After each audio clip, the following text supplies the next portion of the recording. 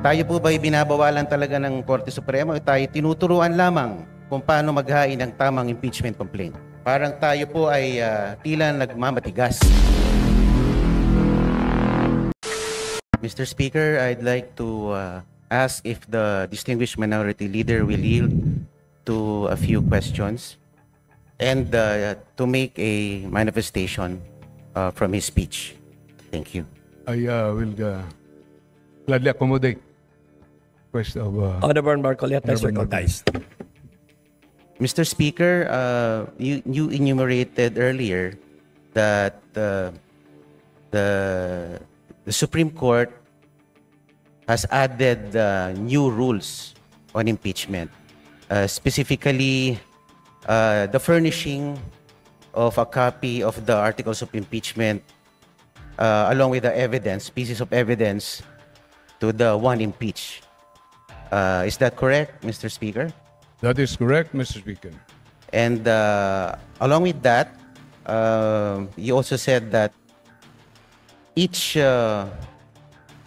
signatory to the impeachment complaint should have read in its entirety the articles of impeachment before signing it.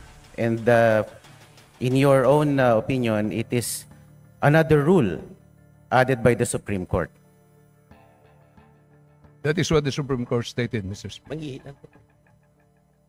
And our distinguished colleague, Ma'am Laila De Lima, said that due process is not needed here in this particular case.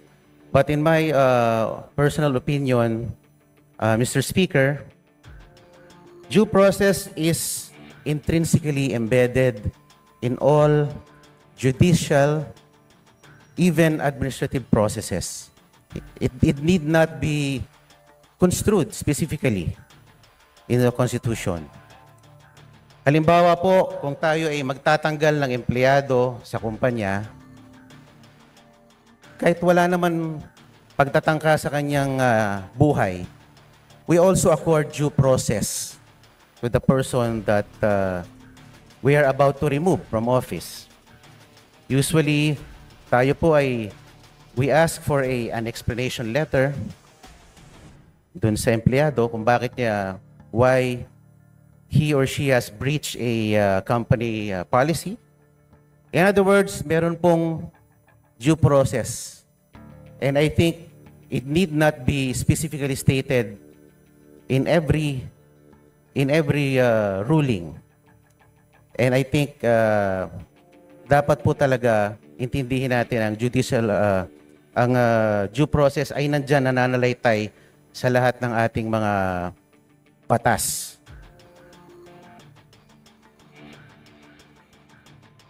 Mr. Speaker, ang impeachment po ay a class of its own. May tinatawag na substantive due process, procedural due process, administrative due process. At dito naman sa impeachment, sinasabi po ng kanina sa interpellation na ang process na ito, pag pumirma ang 1/3 of all the members, hindi naman nawawala ang sabi, wala dito yung due process dahil ang penalty dito, sabi po ng Honorable De Lima, ay removal from office, ang pinaka-harsh na penalty. Hindi yung katulad sa criminal or administrative. Pero, Madam Speaker, sa ganang impeachment po, ay pag pumirma po ng 1/3 of all the members of the House at sinumiti po ito sa Senado, nandoon pa rin ang due process. Kasi doon po ay may karapatan makinig at i-hear yung mga depensa po ng ini-impeach. Opo. Kung ito pong impeachment ay alang-alang sa accountability, hindi po ba dapat natin habulin ang Vice President sa Ombudsman at sa ibang mga korte? Sapagkat sa tingin ko, kung ang sanction lang ng impeachment ay tanggalin ang Pangulo sa kanyang pagkakaupo, hindi po siya mananagot ng maigi. dun sa kanyang alleged misuse of confidential funds. Di ba dapat maragot din siya sa kanyang di umano'y idinispalto na pera? Di po ba? We should seek other remedies like cases before the ombudsman at ano pang mga korte. Madam Speaker, yung privilege speech ko po ay hindi po tungkol sa paghahabol sa Vice President. Ang privilege speech ko po ay tungkol po sa desisyon ng Supreme Court na gumawa po ng maraming requirements sa House of Representatives tungkol sa impeachment na exclusive power of the House of Representatives. Ganun po ang aking binitawang privilege speech, Madam Speaker. Just to reiterate, the topic of the Honorable Marcelo Libanan, our Minority Leader, is Senate action to archive the impeachment case of Vice President Sara Duterte. Mr. Speaker, distinguished Minority Leader, yung po bang sinabi ng Korte Suprema ay are we being precluded to initiate impeachment complaints or we're just being taught on how to file a correct impeachment complaint by complying with procedural steps? Tayo po ba'y binabawalan talaga ng Korte Suprema o tayo tinuturuan lamang kung paano maghain ng tamang impeachment complaint? Before the Minority Leader responds, since the question of the Honorable Marcoleta is directed towards the action of the 19th as well as the 20th Congress, may we request the Senior Deputy Majority Leader to respond? Madam Speaker, we appreciate the exchange of the gentlemen regarding impeachment as well as the decision of the Supreme Court. I be allowed to raise a point of order, Madam Speaker? May we know the point of order of the Majority Leader? Madam Speaker, the discussion has been towards whether or not the House can exercise certain powers, especially in initiating impeachment complaints. However, may I remind our members that we have a pending motion for reconsideration with the Supreme Court. Thus, we cannot discuss the same with finality this afternoon during the privilege hour. May I request the gentlemen if we can hold further deliberations, heated deliberations in the future so that we can wait until our motion for reconsideration has been decided with finality by the Supreme Court. What does the Honorable Marcoleta say? May I proceed with my manifestation, Mr. Speaker?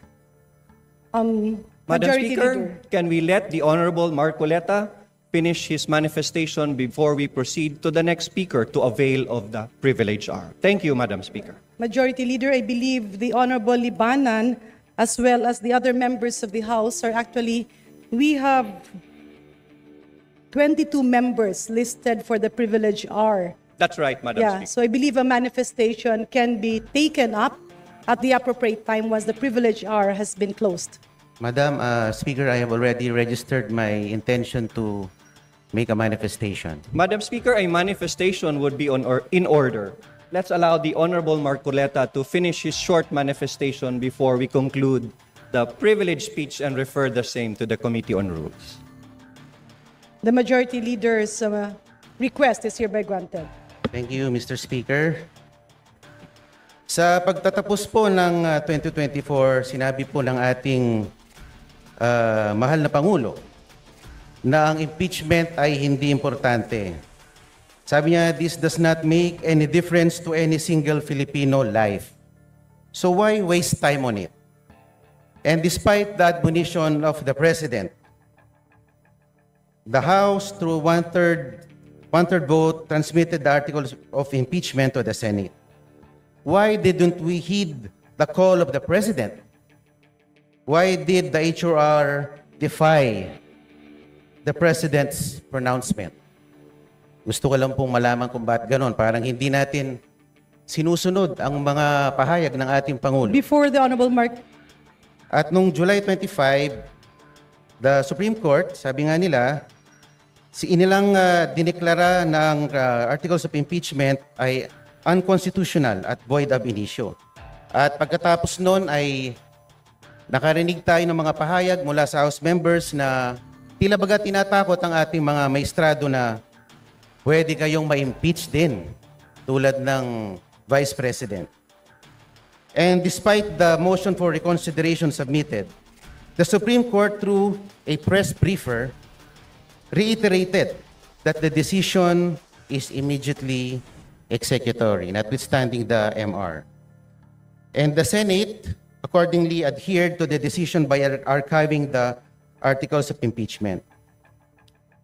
So ang tanong ko lang po why the continued defiance on the part of the HOR? Parang tayo po ay tila nagmamatigas.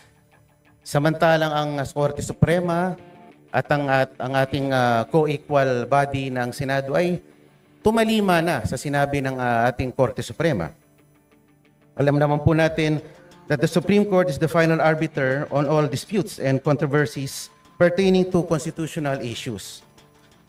And the decisions released by the Supreme Court form part of our legal framework, form part of our legal system sa ating bansa.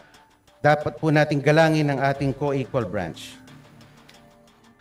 Sinabi din po ng Pangulo sa isa sa kanyang mga panayam at huli-huli sa kanyang SONA na ang Pilipino ay sawa na sa sobrang pamumulitika.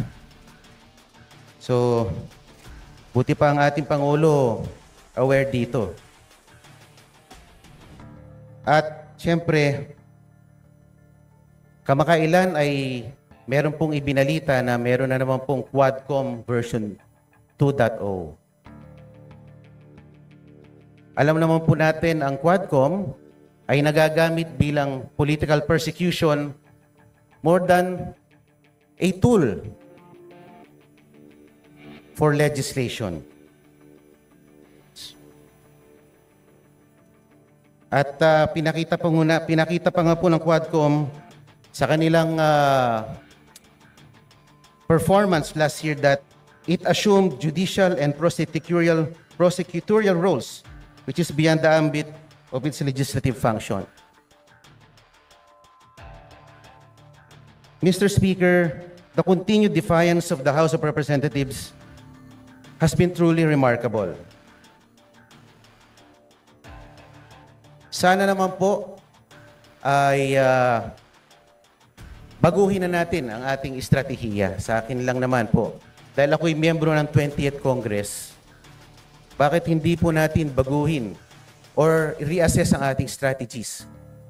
Kaysa bumabakbak tayo ng bumabakbak ng ating political adversaries. Bakit di na lang po natin galingan? Total, meron naman po tayong 3 taon pa para ipakita na tayo ay mahusay din sa pamamalakad. Ang akin lang naman po, this administration has been characterized by, treating its political adversaries na pag malakas ang kalaban, i-disqualify, i-expel, i-impeach, or i-threaten na i-impeach.